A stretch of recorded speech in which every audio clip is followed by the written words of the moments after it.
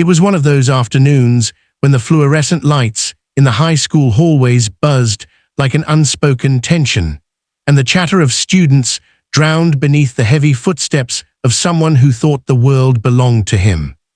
Troy Henderson, the star quarterback, the boy who carried not just the hopes of his team but the admiration of half the school, walked with the swagger of someone who believed he was untouchable. And for a long time he had been, until the day he decided to corner a girl by the lockers, a girl who carried books instead of footballs, who had ink stains on her fingers from writing more than she spoke, who wore baggy sweaters not to hide, but to exist quietly in a world that often made too much noise. Her name was Emily, and Emily had never asked for attention, yet on this day she found herself pressed against the cold steel of the locker door, with Troy's arm cagging her in, his smirk sharp and arrogant, his teammates standing a few feet away, pretending to laugh at jokes that weren't funny, pretending to cheer on a scene that made Emily's throat tighten with fear.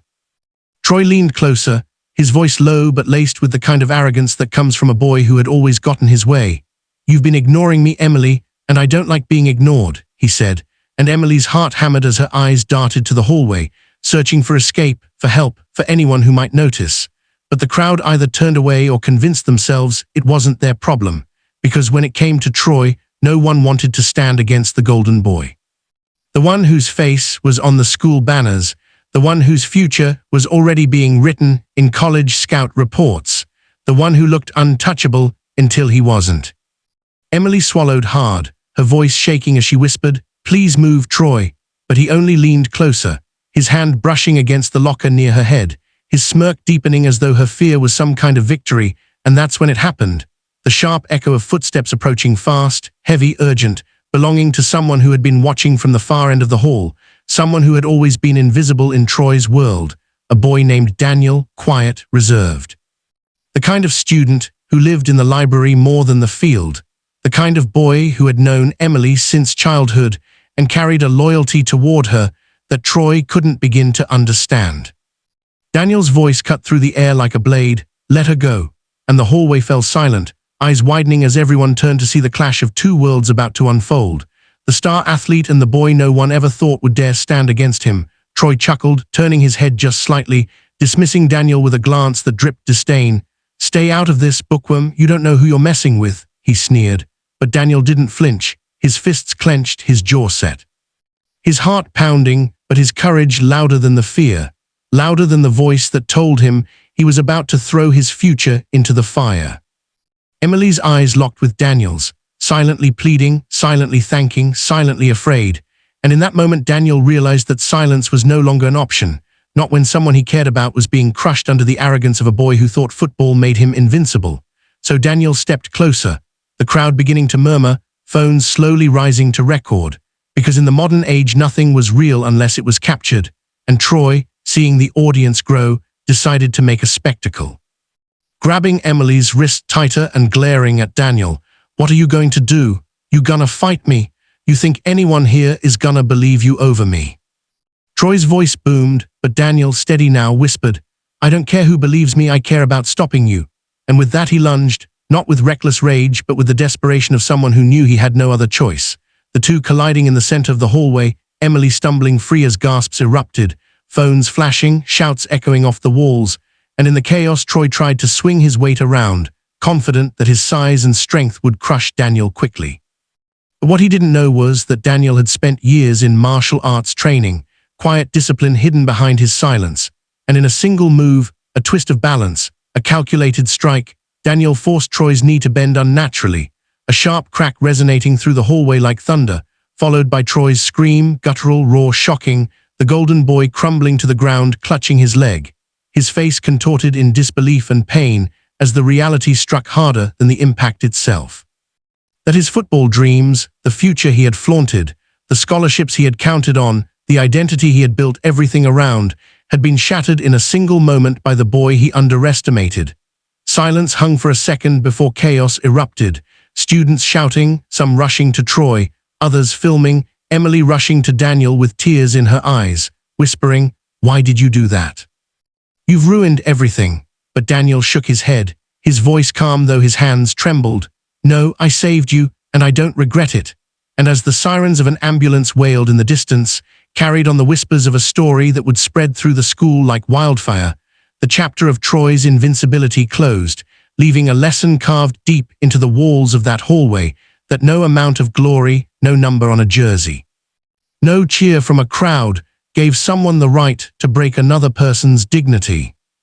And as Emily walked beside Daniel, the crowd parting, whispers following, the cameras capturing not just the fall of a star but the rise of an unlikely hero, the story of courage over cruelty began its first chapter. And if you've been gripped by this powerful story so far, make sure you hit that subscribe button, because we'll take this journey even deeper into the aftermath, the trials, and the transformation that came from one single, unforgettable moment.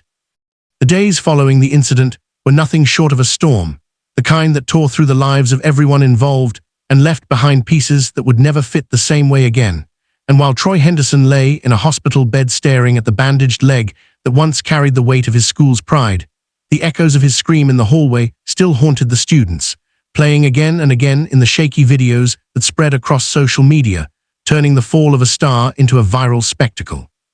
For Troy, who had once walked with the confidence of someone destined for greatness, the silence of his hospital room became a cruel reminder that the world had moved on without him. The coaches stopped calling, the recruiters stopped asking, the cheerleaders stopped visiting, and the friends he thought were loyal vanished like smoke the moment his shine dimmed,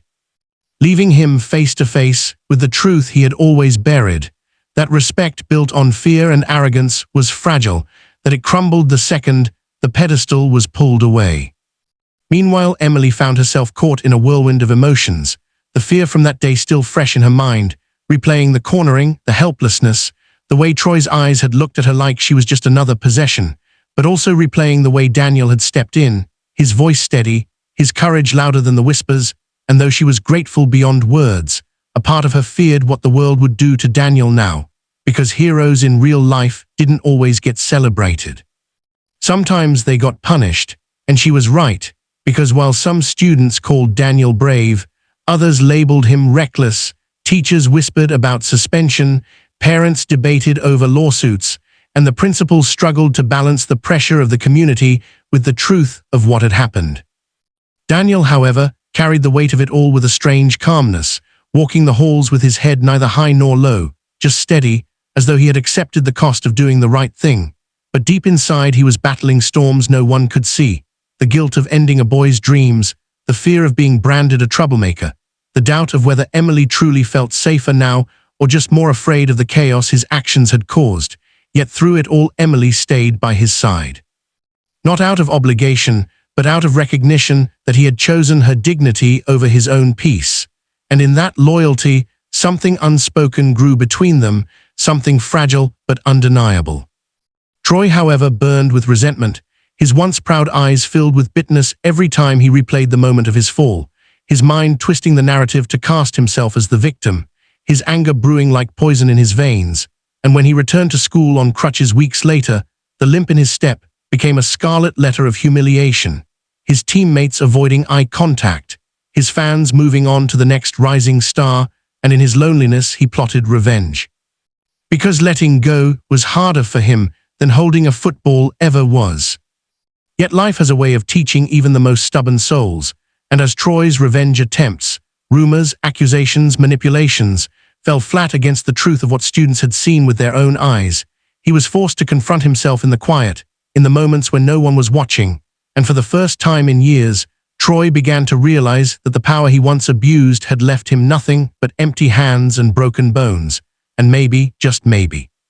his fall was not just an end, but an invitation to change. Meanwhile, Daniel's story spread beyond the school, local reporters covering the boy who stood up, parents using his courage as an example to their children, and though Daniel never sought the spotlight, it found him, forcing him to navigate the strange tension of being praised as a hero while punished by authority, his suspension sparking protests among students who refused to accept injustice, Emily at the forefront, her once quiet voice rising in defense of the boy who had defended her. And in that movement, the school began to shift, students realizing they could no longer turn away, that silence was complicity, that courage sometimes meant standing in uncomfortable places, and slowly, a culture that once allowed arrogance to rule began to bend towards something better. Months passed, Troy working through grueling therapy, Daniel returning to class after his suspension, Emily finding strength in speaking out, and though the scars of that day never fully faded, they became markers of growth, reminders that change is painful but necessary. By the time graduation came, Troy walked across the stage not as a star, but as a humbled boy who had tasted the consequences of cruelty. Daniel walked with quiet pride, his diploma not just a certificate, but proof that integrity outlasts temporary storms, and Emily walked with her head high, no longer the girl pressed against lockers, but the girl who had found her voice in the aftermath of fear. And as they each stepped into the uncertain future, their paths no longer defined by the roles they once played, the story they left behind became a lesson carved into the memory of the school, a lesson that power without respect crumbles, that courage is contagious, and that standing up, even when your knees shake, can change everything. So if this story moved you, if it made you feel the weight of courage, the pain of consequences, and the hope of transformation, then don't forget to subscribe to this channel, because stories like this are not just meant to entertain, they are meant to inspire, to remind us that every choice we make writes a chapter in someone else's life, and the next story waiting for you here might just be the one that changes how you see the world.